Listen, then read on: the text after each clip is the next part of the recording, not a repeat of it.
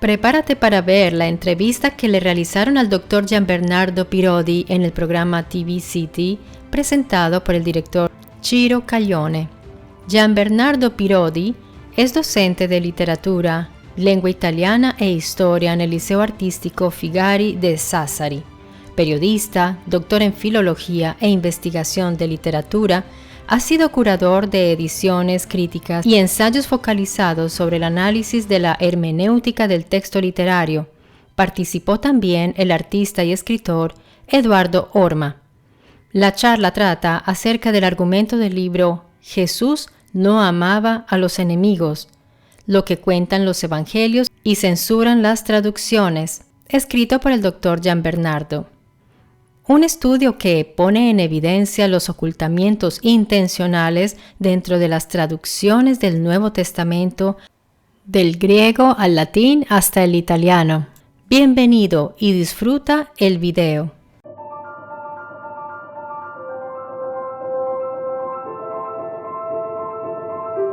¿Cuáles son tus objetivos acerca del libro? ¿A quiénes se dirige? ¿Y por qué nosotros deberíamos individuar en la lectura de los textos sagrados estas incongruencias y problemáticas de las traducciones?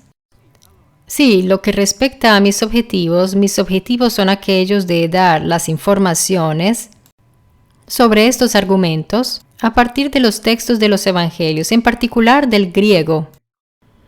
Digamos que lo que más me empujó a realizarlo es a partir de la afirmación que un gran estudioso del así llamado Jesús histórico, es decir, del Jesús que emerge de las escrituras bíblicas y de las fuentes históricas extrabíblicas, o sea, Flavio Josefo, el mayor historiador judío de la Edad Antigua, y otros, lo que dice Robert Eisenman, que fue uno de los descubridores de los rollos del Mar Muerto, los rollos de Qumran, y de quien he tomado los puntos más importantes para mi investigación. Al analizar los evangelios, escribe Robert Eisenman, debemos descartar una parte importante de los pasajes más amados que nos son más familiares. Por ejemplo, las parábolas y frases atribuidas a Jesús, muchas de las cuales entraron en la tradición occidental. Y bien, este tipo de aproximación sí puede dar resultados desde un punto de vista, pero deja por fuera completamente el texto evangélico, porque si nosotros vamos a contar el número de parábolas, ¿qué nos dice Eisenman? Nos dice, empecemos por eliminar todas las parábolas que en sustancia son inventadas. Fueron creadas después y fueron inventadas sobre todo para justificar el odio que sentían los hebreos hacia Jesús. Los aspectos del pueblo deísta. Esta es una posición respetable.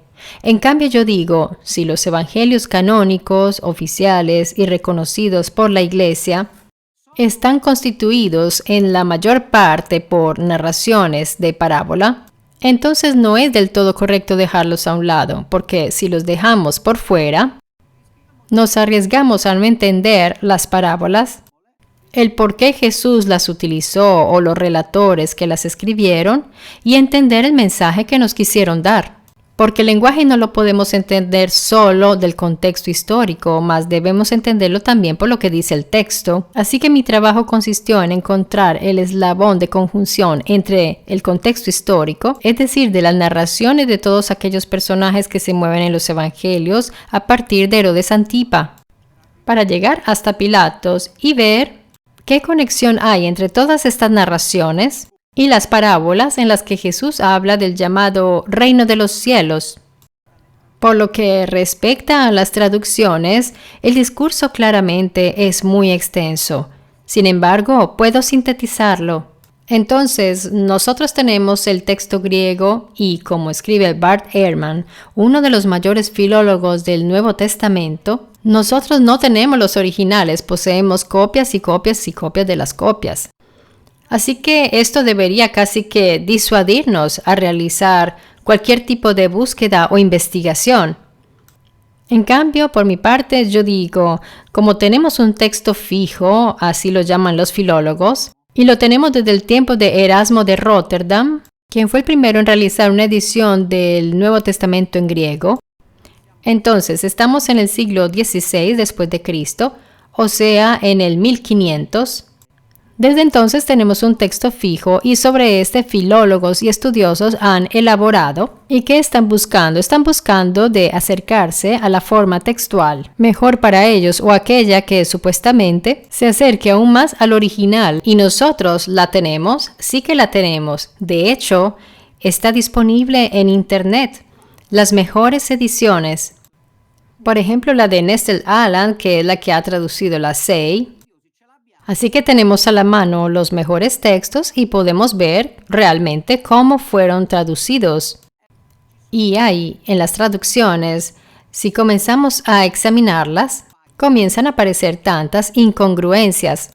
A partir de aquella que es, según pienso yo, y puedes ya comenzar a poner la primera slide, lo que sería, según pienso yo, la palabra de acceso a los evangelios sinópticos, que hablan hoy en las traducciones CEI de la Conferencia Episcopal Italiana, pero también de las otras, Nueva Revisión y Nueva Diodati. Tomé sobre todo estas tres para examinar, o digamos la CEI, la traducción oficial católica por excelencia, y luego la Nueva Revisión y Nueva Diodati, que son de orientación protestante.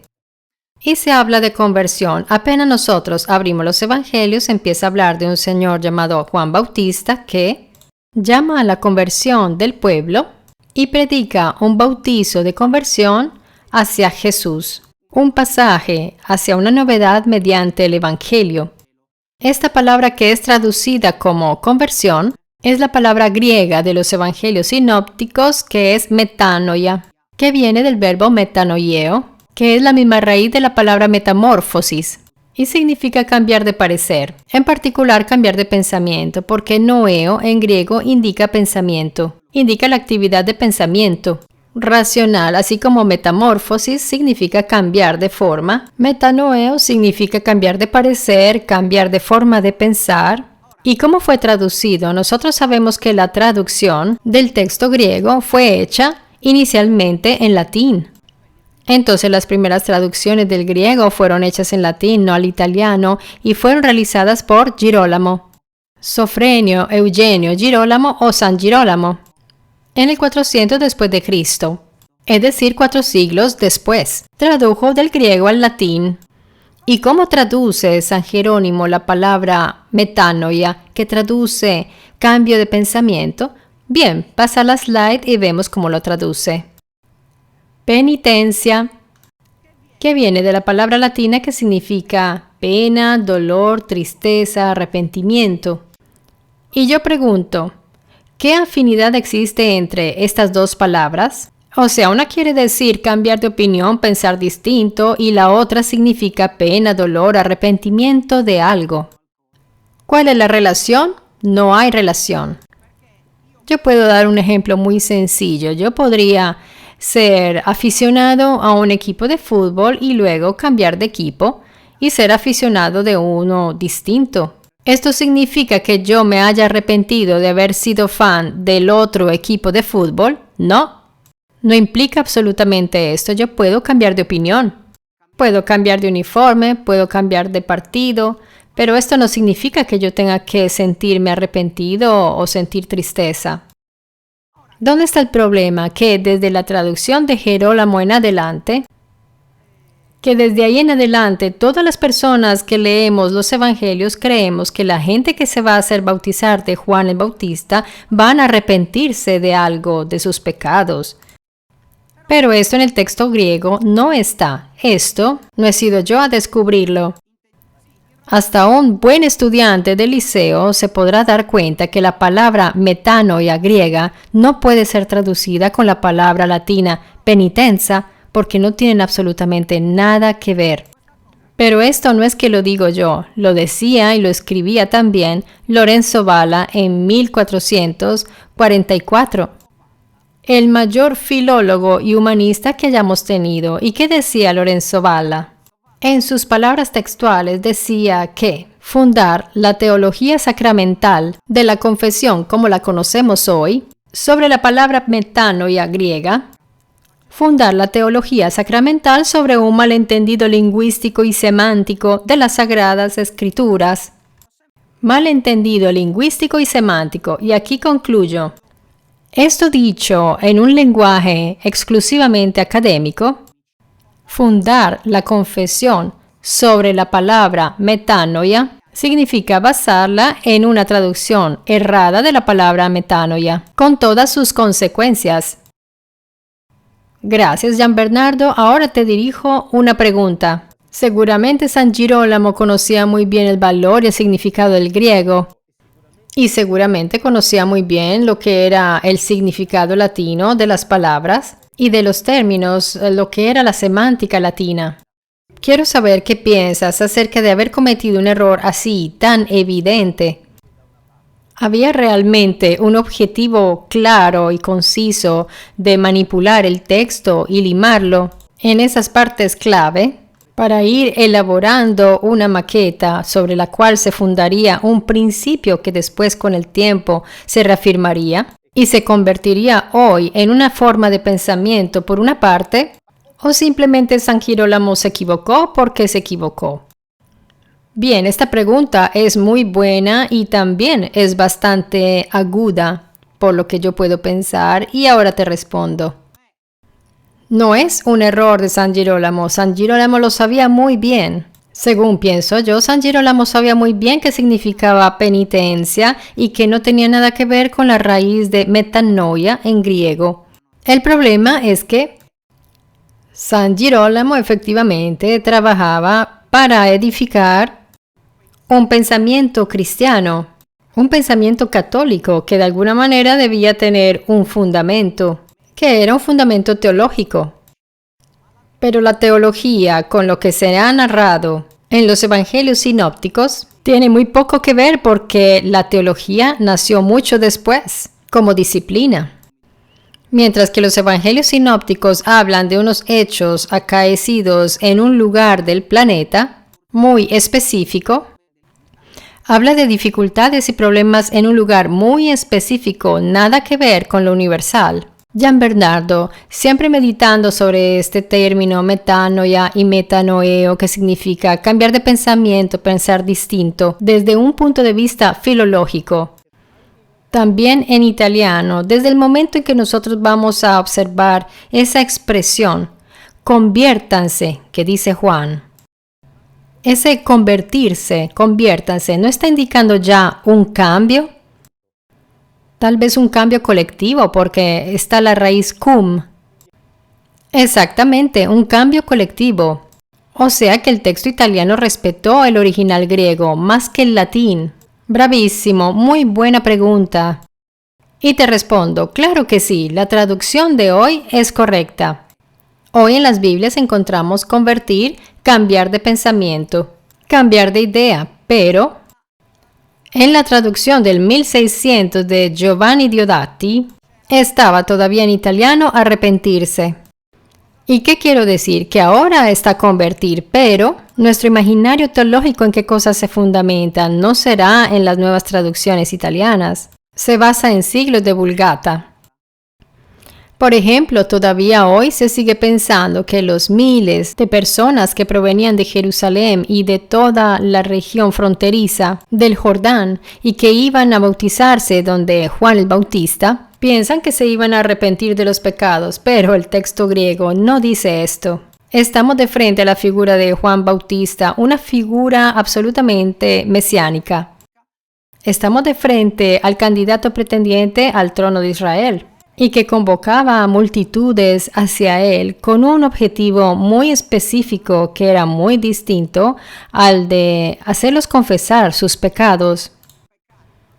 Sus objetivos eran muy claros y concretos y ahora podemos pasar a la diapositiva número 5. Y he puesto este título no con la intención de ser irónico porque es irónico en sí y dice Herodes, el rey que temía a una asceta que ayunaba y era astemio.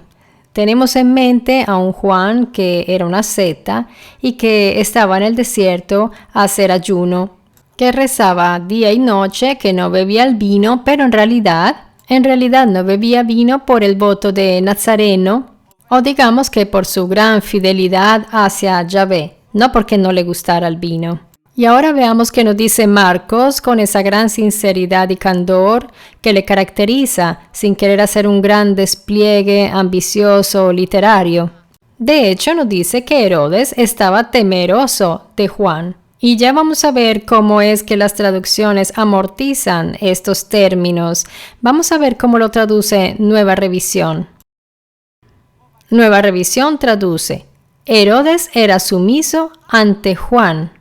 Y bien, yo digo, una traducción como esta, aparte de traicionar el significado de la palabra phobos, del verbo phobeo, significa solo una cosa: tener miedo a algo. Tengamos en cuenta que estamos hablando de Herodes Antipas, que tenía a su disposición un entero ejército que vivía en un palacio protegido. Temía a un predicador que comía langostas en el desierto, o se sentía sumiso ante un pacífico predicador que ayunaba, meditaba en el desierto y que invitaba a los demás a amarse los unos con los otros, preparando el camino para Jesús, porque eso es lo que nos han enseñado. Amar a los enemigos, incluido a Herodes, es ridículo, claramente ridículo. En realidad, Herodes temía a Juan por unos motivos claramente presentes en el texto evangélico y que Flavio Josefo nos aclara en Antigüedades Judías en el capítulo 18. Alrededor de Juan se había reunido una multitud que se entusiasmaba al oírlo hablar. Herodes temía que una fuerza tal pudiera producir una revuelta, ya que la masa parecía dispuesta a seguir todos los consejos que ese hombre daba. Me pregunto, ¿qué tipo de consejos? Herodes prefería asegurarse antes de que se pudiera producir una revuelta contra él, antes de que fuera demasiado tarde. Él debía prevenir una rebelión y por ese motivo Juan fue enviado al Maqueronte. Queridos señores, aquí estamos hablando de encarcelación preventiva. Aquí se habla de una persona muy peligrosa para el orden público y para Herodes. Y fue expulsado a Maqueronte. Entre paréntesis, Maqueronte es donde estaba Herodes, la cárcel de alta seguridad de la época. Es decir, donde estaban los más peligrosos. Me parece demasiado para un predicador que comía saltamontes. Quisiera que leyéramos juntos el primer pasaje del Evangelio de Juan para realizar un análisis interesante al respecto. En el principio era el Verbo, y el Verbo era con Dios, y el Verbo era Dios. Este era en el principio con Dios. Todas las cosas por Él fueron hechas, y sin Él nada de lo que ha sido hecho fue hecho. En Él estaba la vida, y la vida era la luz de los hombres, y lo que sigue. Hubo un hombre enviado de Dios, el cual se llamaba Juan.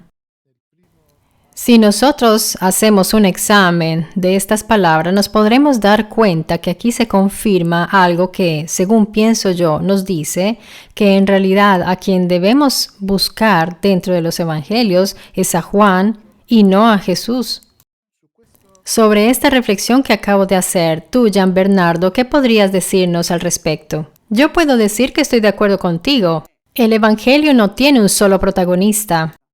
En realidad son dos protagonistas, Juan el Bautista y luego Jesús. Y luego Jesús se toma la escena principal porque utiliza, entre comillas, un método más convincente para convertir a las masas con una inteligencia superior a la de Juan. Pero dicho adelanto de Jesús respecto a Juan en el tejido evangélico, especialmente de los sinópticos, está totalmente embebido, pero también el del evangelista Juan, porque el cuarto evangelio nos habla muchísimo sobre esa relación espinosa y difícil entre Juan y Jesús, y particularmente en el punto en el cual es el único evangelista que nos revela que Juan y Jesús bautizaban contemporáneamente en lugares distintos. Realizaban dos bautismos distintos y además los discípulos de Juan Bautista se enojan con Juan Bautista y le dicen: mira que ese que has bautizado se pasó al otro lado del río y ahora está bautizando también él por su cuenta. Todos estos pasajes nos hablan de una evidente rivalidad que existía entre Juan y Jesús, dos grandes líderes mesianistas de aquella época. Un Juan que tuvo que cederle el paso a Jesús, que, como ya había dicho, tenía una capacidad un carisma que en gran medida lo superaba y, como ya había dicho, una gran inteligencia política. Y además la acción de Juan fue truncada prematuramente debido al arresto. Y a propósito de esto quisiera mostrarles la slide número 6. Aquí tenemos, por ejemplo, según lo que yo pienso, el caso más sorprendente de manipulación del texto griego original.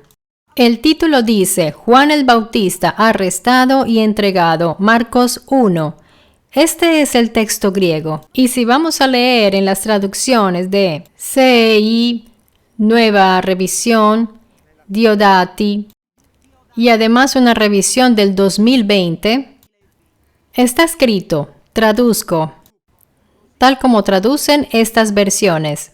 Después de que Juan fue arrestado, Jesús llegó a Galilea anunciando el Evangelio y diciendo, el tiempo se ha cumplido, el reino está cerca. Esta es la traducción. Ahora bien, las palabras que puse en negrilla, la primera, paradotsenai, y luego la tercera, kairos, son traducidas, a mi parecer, de una manera verdaderamente engañosa. Metato paradotsenai, el verbo paradidumi en griego significa yo entrego, doy algo a alguien. Entonces no puede tener el significado de arrestar, porque arrestar es tomar algo.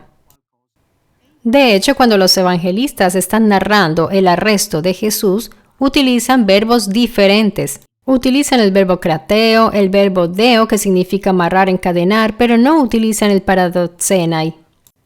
Y no utilizan el verbo paradidomi. Y atención, porque traduciendo aquí el fue arrestado, les digo aquí cómo resultaría el Evangelio de Jesús en el momento de su arresto. Traduciendo el verbo paradidomi como arrestar, resultaría que Judas ha arrestado a Jesús, en vez de traicionarlo. En cambio, nosotros sabemos bien que a arrestarlo fueron otros. Solo los romanos tenían el poder de arrestarlo, no Judas. Así que, atención, lo que yo digo es, ¿por qué allí paradidomi está traducido bien y Judas traiciona a Jesús, mientras aquí el mismo verbo es traducido con un significado completamente diferente, arrestar? Perdona, Gian Bernardo, ¿puedo preguntarte algo? Sobre la cuestión de la traición, ¿la raíz del verbo traicionar no es sustancialmente entregar? Claro, de hecho, Judas lo entrega a las autoridades y ahí está la traición. Ahora llegamos al término kairos y traducen, el tiempo se ha cumplido. Ahora organicemos un poco. Leamos la frase, el tiempo se ha cumplido. Aparte que en sí es ambigua, pero ¿qué nos hace pensar? Pensamos a la sujeción cronológica. A los instantes, al tiempo, el tiempo se ha cumplido, llegamos al vencimiento de un tiempo, en eso pensamos. Pero cuando uno traduce, debe ser muy cuidadoso a transmitir fielmente el significado de esa palabra.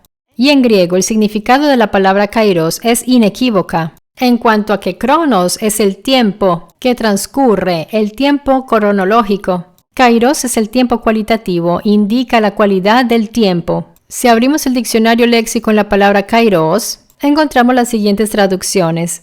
Momento favorable, tiempo oportuno, ocasión propicia.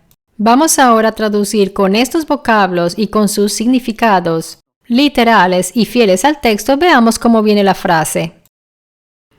Después de que Juan fue entregado, o sea, traicionado, Jesús vino a Galilea anunciando el Evangelio y diciendo, la ocasión propicia ha llegado, el momento oportuno ha llegado. Yo diría que esta frase tiene un sabor muy distinto. El evangelista está poniendo en clara relación el arresto, es decir, la entrega de Juan, y el hecho de que Juan fue traicionado por alguien, o sea, que alguien haya entregado a Juan a Herodes. Y esto significa muchas cosas. Significa también que Juan no era una persona fácil de capturar. No era fácil de atrapar y que alguien le reservó exactamente el mismo destino que a Jesús. Y esta salida de la escena de Juan fue una ocasión que favoreció a Jesús. Es muy claro el texto griego.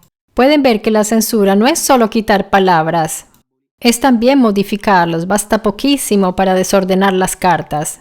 Muchas gracias, Gian Bernardo. Efectivamente, el kairos tú lo pones como la lógica consecuencia del paradotenai, de la entrega. Claro, lo escribe el evangelista. Te pregunto, acerca de una posible rivalidad y de dos facciones opuestas, una del Bautista y una de Jesús, pero aquellas palabras atribuidas a Juan el Bautista que dice: yo bautizo en el agua, pero viene detrás de mí uno que bautizará con el Espíritu Santo, de quien no soy digno de desamarrar sus sandalias. Entonces vemos aquí una relación que no se podría decir antagonista. ¿Cómo se podría explicar? Te lo explico ahora con la slide número 2. Juan el Bautista, un hombre indigno. La pregunta que acaba de hacer viene de las traducciones de este pasaje. Y ahora las veremos. ¿Qué dice Marcos en el capítulo 1? Habla Juan, viene, llega, aquel, viene uno más fuerte que yo. Veamos cómo traduce la CEI y la Nueva Revisión. Viene después de mí uno que es más fuerte que yo. Y traduce, no soy digno de inclinarme a desatar sus sandalias. Y este es uno de los pasajes más problemáticos. Ahora vamos a aclarar y a darle el valor justo a esas palabras que nos hacen hacernos preguntas. Primero que todo, aquí está el comparativo de un adjetivo que en griego es iskiros, viene uno más fuerte que yo. Atención a esto. El significado es vago, se traduce con fuerte. Y si vamos a ver iskiros es relativo a la fuerza física. El verbo iskio se relaciona con la fuerza. Significa vehemencia, rudeza en los modales. Fuerza. Entonces hay que preguntarse, ¿en qué sentido Juan habla de fuerza? Y otra cosa, ellos suelen traducir, viene detrás de mí. Pero ahí está el adverbio opiso. Entonces yo me hago una pregunta en mi libro. ¿Por qué en todos los casos del Evangelio opiso es traducido como detrás de mí y aquí es traducido como después? La traducción literal, detrás de mí viene uno que es más fuerte que yo. ¿Ustedes recuerdan de ese texto donde Pedro le dice a Jesús, no Señor, tú no morirás? Y Jesús le dice, Satanás, retrocede, que fue traducido así de modo incorrecto, retrocede, y que en realidad está escrito, ven, opiso mu, sígueme, ven detrás de mí. Que no quiere decir vete, quiere más bien decir, sígueme, sigue mi ejemplo. Es decir, en el arriesgar la vida. Entonces, el mismo Monseñor Ravasi dice que este pasaje quiere decir la secuela.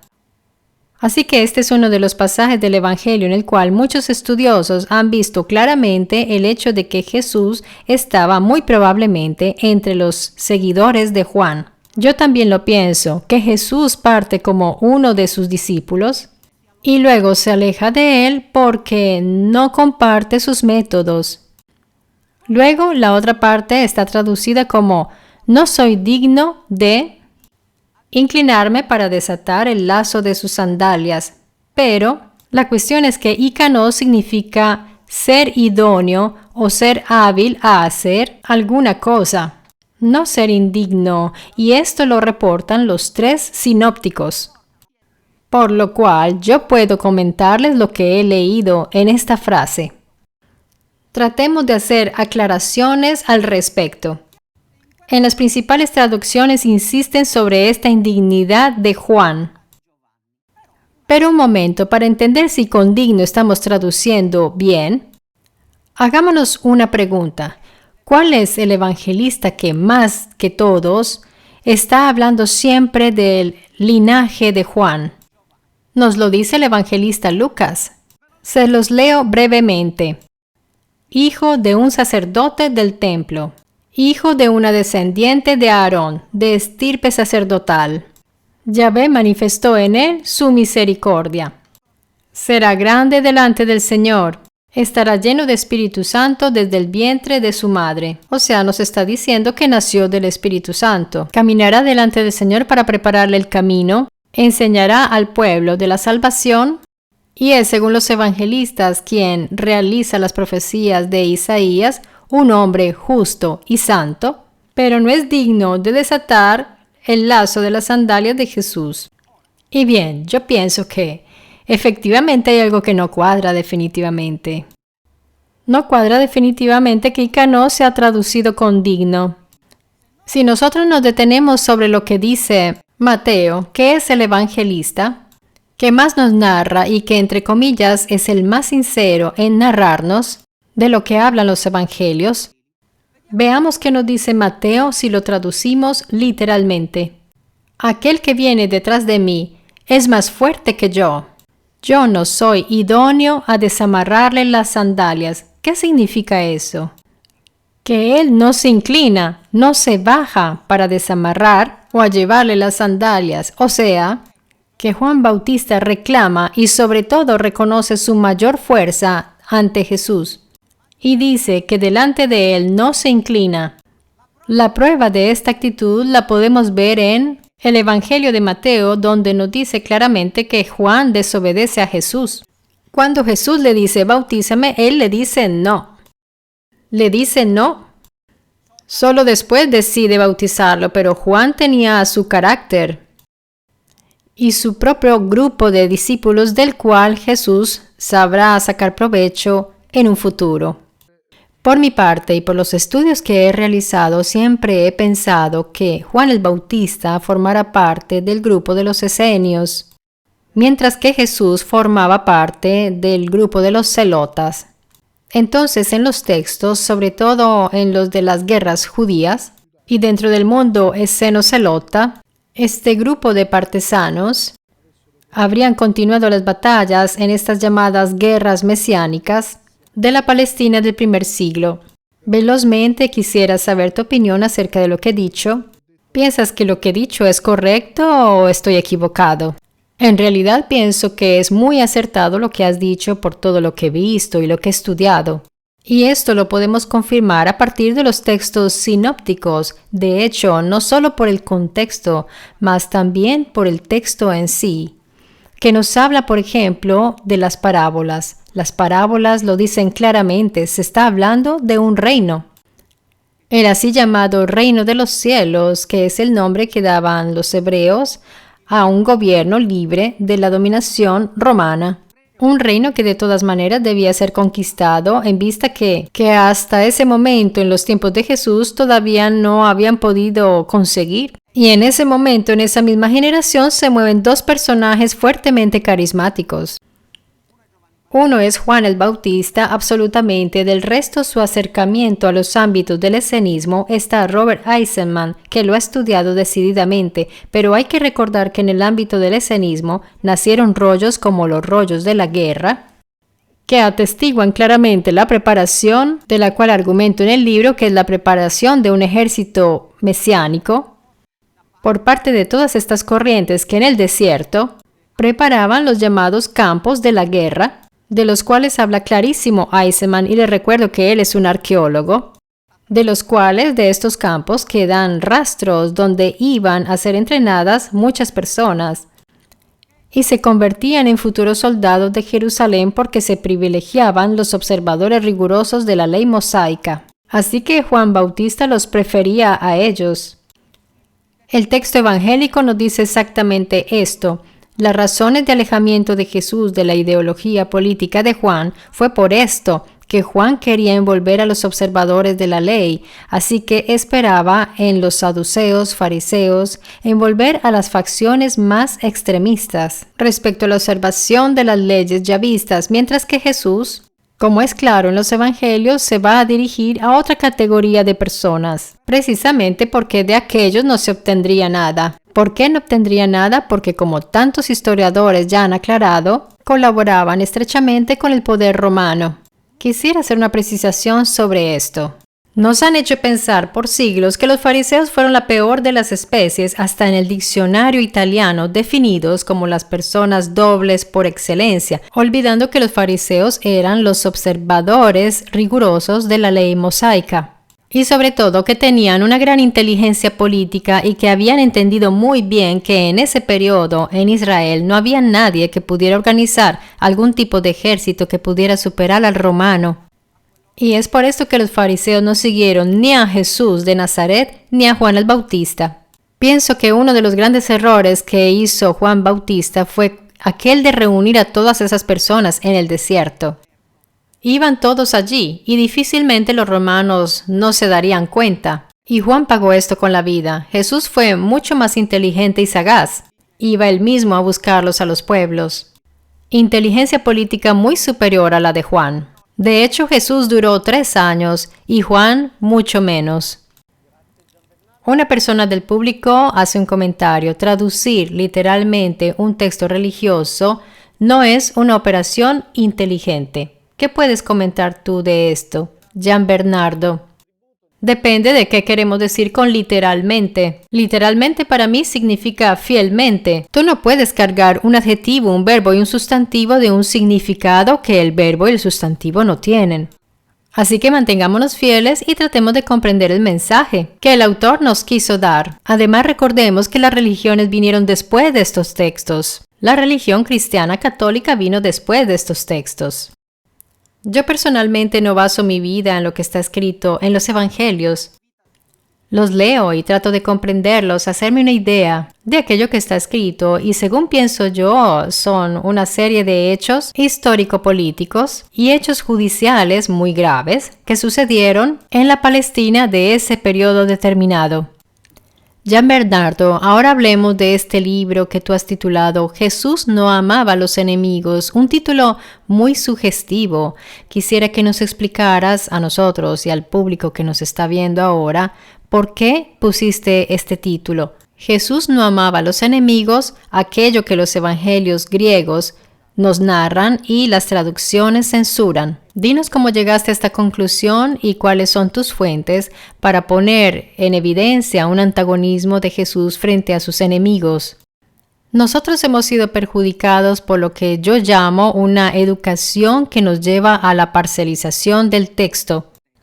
¿Cómo nos enseñaron a leer los evangelios? No los leemos.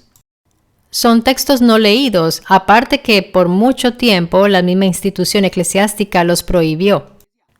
Pero si hablamos de la difusión de estos libros que, en fin, encontramos en las librerías, esto sucede desde muy reciente, no desde siempre fue así.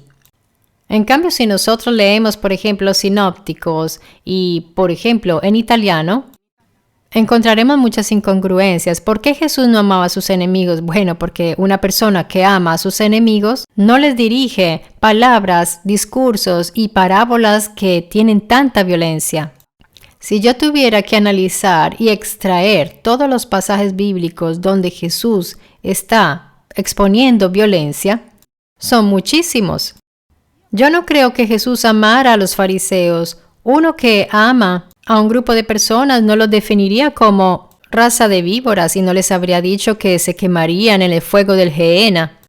Recordemos que el Gehenna era un valle fuera de Jerusalén donde se quemaban las basuras y donde botaban los cadáveres de los enemigos de Israel. Así que de este lenguaje no emerge un gran amor por los enemigos, pero sobre todo puse ese título porque si nosotros analizaremos estas cosas, entenderemos muy bien que cuando Jesús dice amen a sus enemigos, se refiere a una categoría precisa de personas que en realidad a él le convenía cuando decía ámenles.